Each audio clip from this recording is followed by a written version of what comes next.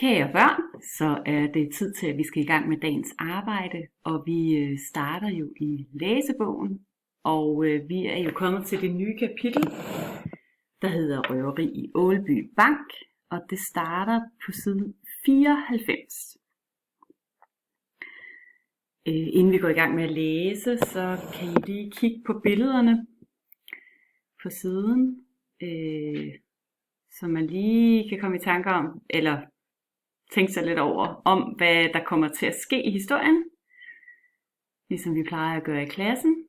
Så kan I lige kigge på, er der et eller andet, hvor I tænker, det ser godt nok lidt skørt ud, eller sjovt ud, eller spændende. Lige på de her to sider. Og historien fortsætter om på den næste side også. I må godt bladre derom og kigge også, hvis I vil. Jeg bliver lige her. Godt. Så gør vi klar til at læse. Og jeg læser i sådan et tempo, som vi vil gøre i klassen, så vi kan læse i kor. Hvis I synes, det går for hurtigt, så kan I jo stoppe videoen, og så kan I jo se det igen, hvis I vil. I kan også stoppe efter hvert afsnit, og så læse det et par gange, hvis I synes, at det giver bedst mening for jer. Jo, vi starter i hvert fald, og den første historie hedder jo Et røveri. Jeg prøver at pege med musen her, den laver sådan en ring for jer. Så jeg håber, at det kan hjælpe jer med at se, hvor vi læser. Et røveri. Jan og Emil læser avis. De læser om et stort røveri. Det er et røveri i Ålby Bank. Der var 2 røvere. De løb ud fra Ålby Bank med bankens penge. En mand fra Ålby Bank løb efter røverne. Men røverne løb fra ham. Manden så dem køre væk i en gul bil. Politiet kom hen til Ålby Bank. Politiet ville også løbe efter røverne. Men røverne var væk. Politiet gik hen til manden fra Ålby Bank. Så fortsætter vi over på den næste side. Politiet sagde, så du de 2 røvere? Manden fra Ålby Bank sagde, ja, jeg så de 2 røvere, da de løb væk. Der var en stor røver og en lille røver. Den lille røver har gul hue og blå bluse på. Den lille røver har også en stor næse. Den store røver har rød hue og sort bluse på. Den store røver har ikke sko på. Ja, det er jo lidt specielt. Jeg bladrer. Og det kan I jo også gøre. Så vi er kommet om på side 96. Godt. Politiet ved ikke, hvor de skal finde de 2 røvere. De vil lede efter røverne i Ålby. De vil også lede efter røverne i Isby. Politiet leder både efter røverne og den gule bil. Emil siger, kom far, skal vi ikke finde de 2 røvere? Jan siger, nej, det må politiet gøre. Vi skal gå nu.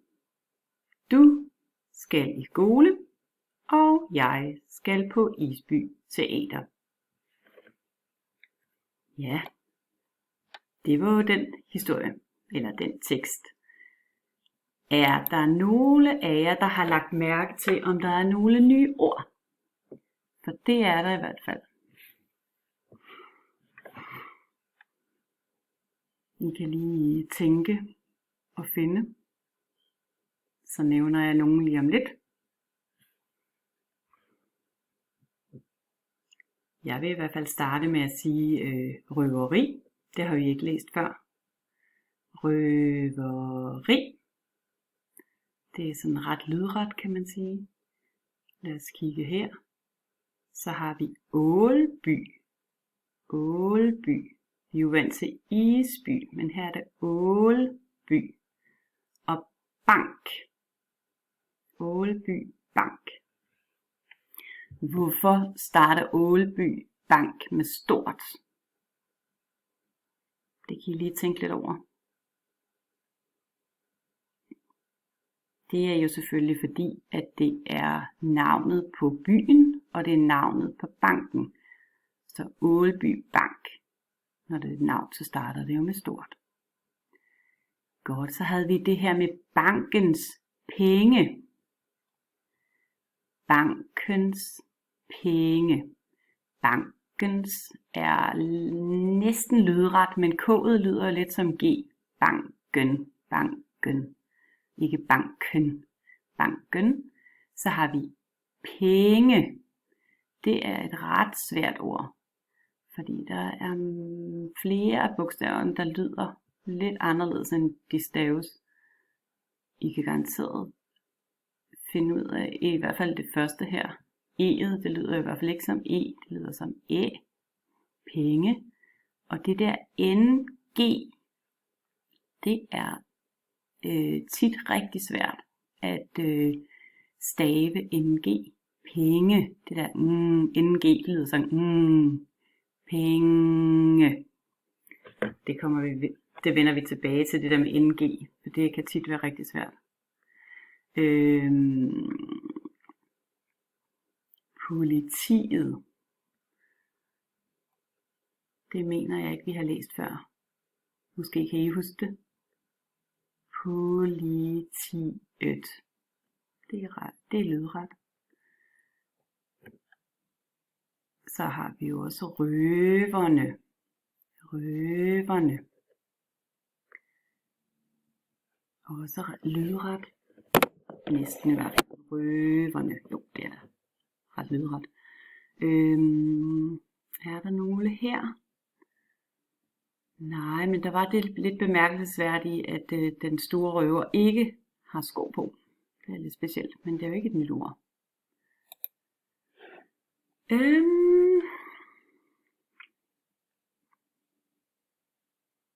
Her mener jeg ikke, der er nye ord. Ellers må I lige selv finde dem, men det tror jeg ikke, der er. Nej. Jo, politiet leder. Måske leder, det tror jeg ikke. Jeg er lidt i tvivl, om vi har haft det før, men leder. Politiet leder både efter røverne og den gule bil. Leder. Det er lidt ligesom man søger efter noget. Leder. Det er også lydret. Og D'et er jo et stumt, ikke stumt D, det er et blødt D. Leder. Ja, det var simpelthen teksten. I kan jo høre videoen igen og læse i kor med mig igen. Eller I kan læse den selv, enten for jer selv eller op for jeres mor eller far. Læs den gerne 2 gange eller mere. Jo flere gange man læser den, jo bedre bliver man til at læse. Det vi skal nu, det er at vi skal kigge i arbejdsbogen. Og den har jeg her, så den vil jeg lige finde. I arbejdsbogen skal vi arbejde på side 60. Og på side 60, der har vi 2 opgaver. Den første opgave, nu vil jeg lige prøve at se, om jeg kan zoome lidt ind her. Ja, den første opgave ligner en opgave, vi kender. Man skal bruge både billederne, og man skal bruge teksten. Og her er det jo vigtigt, at man bruger hjernen godt, for man skal jo bruge de oplysninger, man får, så man får svaret. Jeg hjælper jer lige i gang. Her står der jo, han har en lille næse. Og så skal man kigge. Kunne det være ham? Kunne det være ham? Ham eller ham? Han har en lille næse. Ja, jeg tror ikke det er A så. Det er nok heller ikke C. Men det kunne jo være B, D og E. Han har skæg. Ja. Altså det er ikke ham der, var. Og det er heller ikke ham. Nå, så har vi udelukket C og E. Og vi har også udelukket A, for han har en stor næse. Nå, så har vi indsnævret det til, at det kan være B, og det kan være D. Så står der, han har en blå hue på. Ja, så har jeg allerede et bud på, hvem det er. Har I også det?